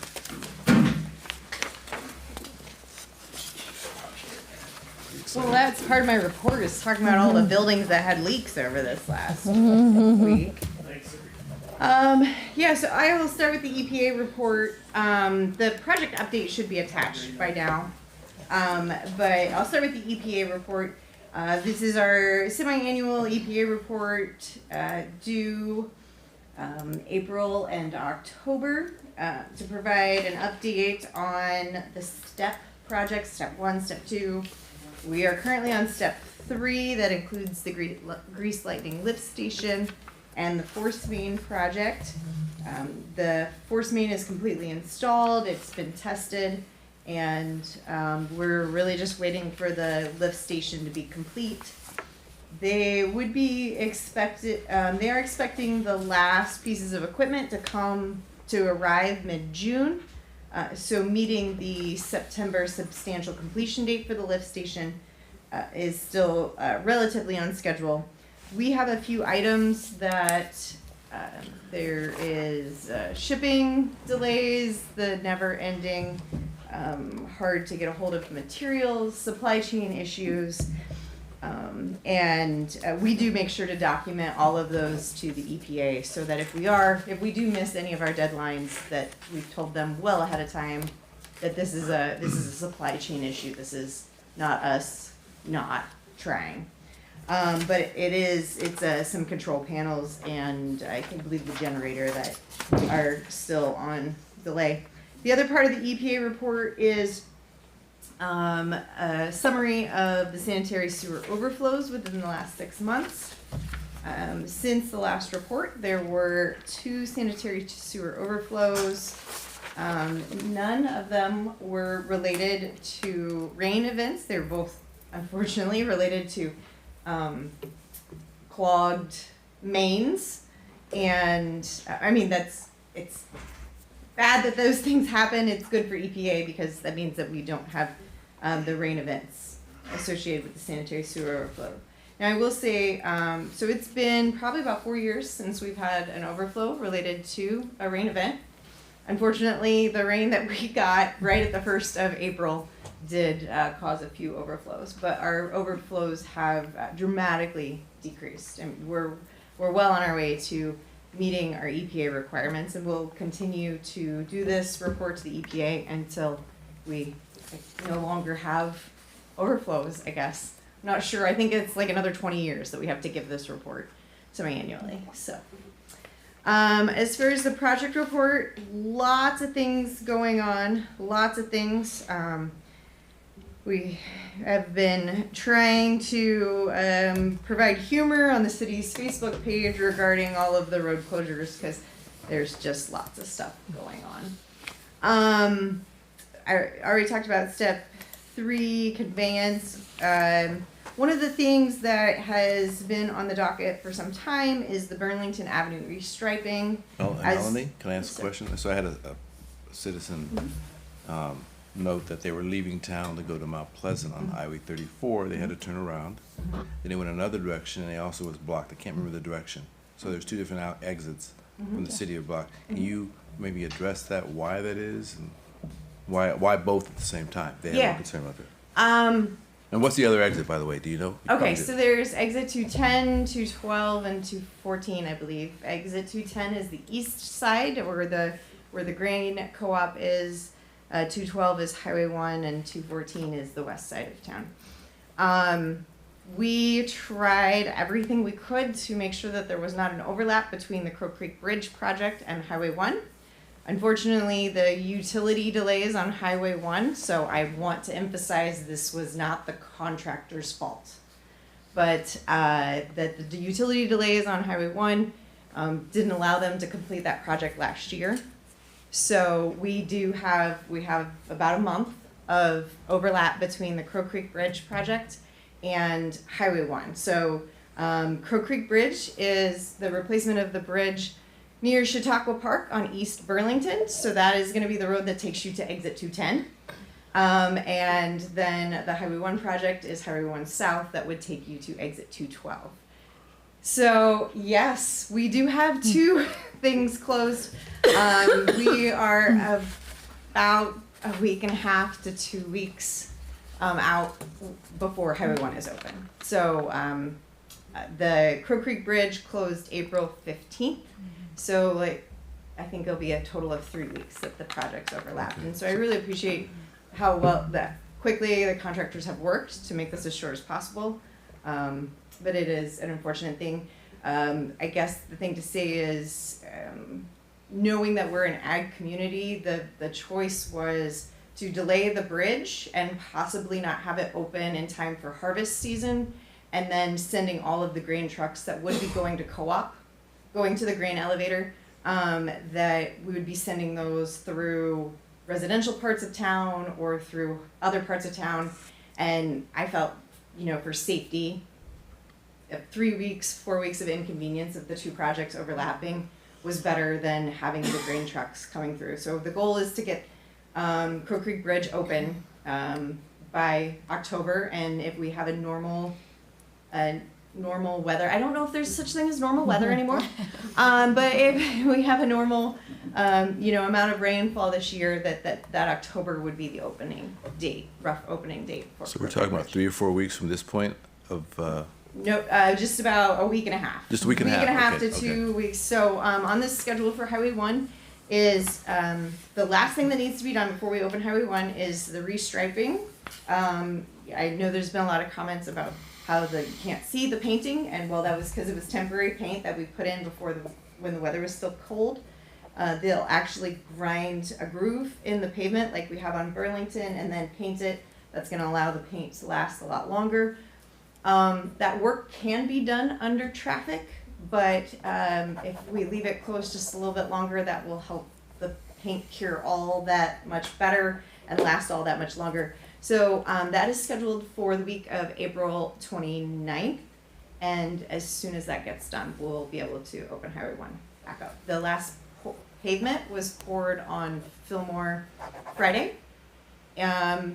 The side streets of Fillmore may still have some closures due to the intakes being, there's some minor pours, but the goal was to get the thoroughfare open. I wanted to make the point, though, that I think you guys did really sufficiently provide really good detours. Both of those exits are accessible. You just need to leave yourself about 10 more minutes to get there, and you did a really good job with that, so I appreciate that. Thank you. I do admit I did forget the westbound traffic on exit 210, and I believe Joe's already got that one up. The Overland employees notified me the second day, said there's nothing for when someone comes off of, and I think Christy from John's office travels that way as well, and she was asking me questions, and it didn't dawn on me till the second day that we had not put signs on there. So but yeah, so that is the reasoning for them both being closed, and I appreciate everyone's humor and patience with that. That being said, I was able to observe the demolition of part of the demolition of Crow Creek Bridge this week. And as I listed in my report, the last bridge inspection used the words severe slab deterioration, and it is very obvious. I'm not saying that it was imminent or anything, but it's very clear. I mean, there's no doubt in my mind that this needed to be done. And it was hard to get pictures safely of, the concrete profile, but it was definitely needed. And so I don't want to say it feels good, but it's definitely warranted, and in fact maybe in worse shape than thought. So if anyone has any questions about the project and why we're doing it, I can certainly talk about that later. And other than that, as I kicked the trash can over, I did just add in here kind of a couple things that are going on throughout all the departments. We had several buildings that had leaking roofs this last week, including City Hall. And so there'll be some repairs that happen within the existing budget, but as well as some larger items that will have to come forward on future capital improvements plan, including the part of the Carnegie roof has a Duralast roof that needs to get refreshed or recoated every so often, and it's due for that. And then also, and this came out this is in the water bills coming out over the next month.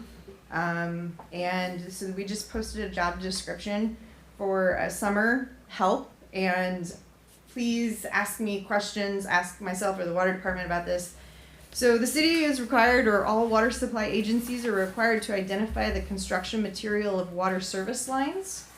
This is a requirement of the lead and copper service rule provided by EPA. The requirement is to establish this all by October of this year. We have done digital surveys and paper surveys to citizens and received about 600 comments or 600 responses. We have about 4,000 customers. We have tried over the last 3 years to tackle this with our current staff and can't. I think that's the best. And so we are advertising for a summer intern. They do have to be over 18, but for a summer intern to help with the door-to-door and the calling of people, and trying to gather this data because we are required by EPA to collect this data. So like I said, it's going out in the water bills, and please ask questions, or if citizens have questions or concerns about this, we'll answer it the best we can, but this is a mandate brought down to us. So, thank you. Any questions? No, just a comment. We drove by and saw the new windows on the museum. So if you haven't been by the Carnegie building, the Palladian windows going up on the 3rd floor are really nice and adding and really enhancing the building again. Yeah. Great. Alrighty, administrator report. You'll notice that some of my stuff overlaps Melanie's stuff. We work in tandem with a lot of these projects, so I won't belabor the first several comments. I did want to bring up the fact that the street department is starting to go around and flush hydrants. That is a necessary function of the city to make sure that all of that equipment is functioning and it's available when we need it. They also told me that they are beginning to start crack sealing, and a lot of people already know this, but water intrusion is the #1 deterioration of roads, that it gets in there and it freezes and then it thaws. So they go through and they identify some of the worst areas of town and they start to seal those cracks so that we get longer longevity out of our streets. I've already discussed 504 South 6th. I wanted to talk about something that we were apprised to in the Walton Club golf course. The Walton Lake belongs to the city. They did an inspection of the pedestrian and golf cart bridge, it says under our contract that we are responsible for that infrastructure, and I have not given it to John to make double sure that we are responsible for said bridge, but I believe that we are. So it is closed down for this year. We went to French Rediker to get a design to hopefully get this bridge replaced, but it cannot be opened. We can't have foot traffic. We can't have anything on it. We don't even know when it was built. We cannot find the documentation. We're still looking for that. But Who did the inspection? To say it's not. Melanie, do you know? The same people who do our, did Crow Creek, Calvinburg. Oh, okay. In order for them to get insurance, they said they were not going to have insurance if they continue to use that bridge. So we're looking into reasonable solutions to get this bridge replaced and back open, but it won't be this year. So there'll be some information coming to the city council that we're probably going to have to do some temporary ordinances so that we can adjust some of those traffic flow patterns, golf carts on city streets and what have you. So that's coming down the pike, but They wouldn't be on city streets. Those are all county streets out there. It's split. Sorry? There's shared use agreements on the road. If you loop away from the closest to the clubhouse fairways, you'll be driving on a road that's half county and gravel half road. city. The road around the lake is city. Yeah. The one that goes through to the clubhouse and then to the rest of the homes is city? Yeah. But the gravel road is or is not, or it's partially city, partially The county? one that's closest to the clubhouse and goes around the spillway bridge, And you're that's talk- all city. You're But- talking about just the bridge from the clubhouse to take them to the number 1 tee, correct? Yeah. I call that the Causeway Bridge. Yep. And it's always been a substandard bridge. I hate to say that, but it's not a nice bridge like the brand new one we built when we did the subdivision out there on the spillway. It's always done the job, but it's been just people and carts. I can't recommend doing something that just affects peoples and carts, but. Right. Could you but send that it's- resolution out to the whole council, please? which one? The resolution that you referenced in 2015 that says that the city needs to take care of this? Absolutely. Thank you. Absolutely. So moving on, there's a couple of things that are not on this report that I would like to bring to council's attention. I've had some phone calls, actually some of the council members have had some phone calls from some upset citizens in regards to our compost site. And it is now spring and people want to use it during the week because they have traveling baseball, they're out of town, what have you. So they can't be here, but they're mowing their grass during the middle of the week and they would like to use it. For consideration, that they would like to at least have it open maybe one day a week so that they could actually utilize it. The reason why that it was closed in the very beginning was the influx of the amount of brush and compost that was coming in from primarily commercial users, and there became so much intake that we could not control it. And once the council approved to just open it on the weekends, that slowed that completely down.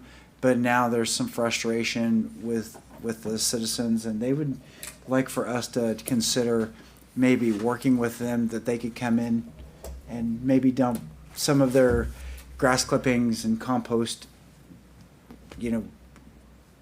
at the council's choosing. And we're willing to work with them, but until we get some sort of resolution for our secondary site, that we've kind of have to keep it compressed because we'll be in the same spot that we were previously.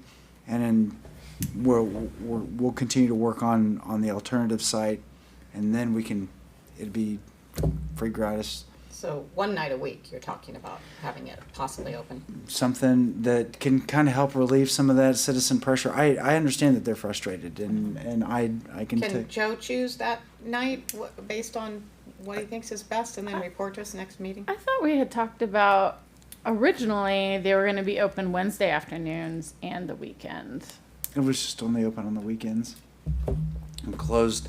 They were gonna unlock the gates at 4 o'clock when they left and leave them open all weekend, 24 hours a day, and then lock them back up on Monday to slow down because we have commercial contractors. No, that just, I remember that whole conversation. I Yeah. just thought that we had discussed, because I remember we were only gonna have it open during the week, but then Katie Anderson was talking about how she does so much in her gardens on the weekends, so we were like, okay, we'll open on the weekends and then Wednesday. And then we also talked about doing a third brush pickup in lieu of having the compost site open all the time. So that also fell by the wayside. So I'm just kind of curious if we could follow up on that too. The brush pickup is going to be the first week of May. Yeah, but we don't have 3, which is what we were going to do. Okay. 3. That's what I Especially remember. after that snow. There Yeah. was so much So down. many Yeah. ones down. People are, they're already putting, I mean, there have been branches in the streets for a while. Piles. Yeah. Yes. Yes. Okay. I'll look into But, that. so did I misunderstand you? Today it was open. I drove by it. The compost site gate was open today at 1 o'clock is what I went by there. So, I mean, I don't know. If it's Unless they were in there randomly. working, I don't know. Could But be, but well, today's Monday, or they may have not. Maybe they didn't close close it. it They after the weekend. They didn't go out and close it, so it was open. So there's some of that does happen. They just Could we forget. restrict it so you can't get a trailer in there? I mean, contractors are gonna like load up 17 pickup truckfuls and take them down there. You wouldn't think it'd be too time consuming. And make it so a trailer can't fit in there, and it's just, pickup truck and. I'm just trying to think of alternatives to Yeah. manning it and or locking it and unlocking it all We the don't, time. we don't have a pickup, so it requires a trailer behind Okay. our SUV to I mean, I'm to thinking go. like bigger trailers. Like if Yes. you just had a little small trailer behind an SUV, Yeah, I trailer. think you'd be able to manage that regardless. But somehow you've got to keep those big trailers from being able to get through there and turning around and put posts up. Something maybe just something to consider. And yeah, I could talk to Joe about it. Yes, we have a sign that says no contractors, but not only do they ignore it, but we really have no recourse. Right. We don't have fines in place. We don't have. So something to consider. So I'll talk to Joe. We and could we put can up do a trail camera too. Those take pictures Yeah. at the time of movement. So if we did implement a fine system for it, which we should, Mhm. then that trail camera would be proof of them doing that. Yeah, so you just report back next meeting Okay, after can the do that. conversation with Joe. And we can get something out. I know we had previously discussed it at the Environmental and Franchise Utility Committee, but I don't know if that's necessary at this point. Okay. But it's an option. And then the last thing is the Parks and Recreation Department, they are officially de-winterizing all of the bathrooms and getting the pool ready. So we're ready for summer. That's all I have. Thank you. You might mention to Calvin about having a cleanup day at the beach, Okay. and we get it out there, so we get some volunteers out there, people who like to swim at the beach. In your report, you talk about the bridge, and would you want the property committee to meet on this subject, on the bridge? Yeah, I think that'd be wise. So we understand what's coming down the pike. We don't know yet. Okay. Do you have anything to add? No.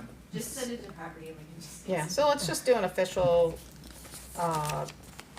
motion to move that to property committee, if you don't mind.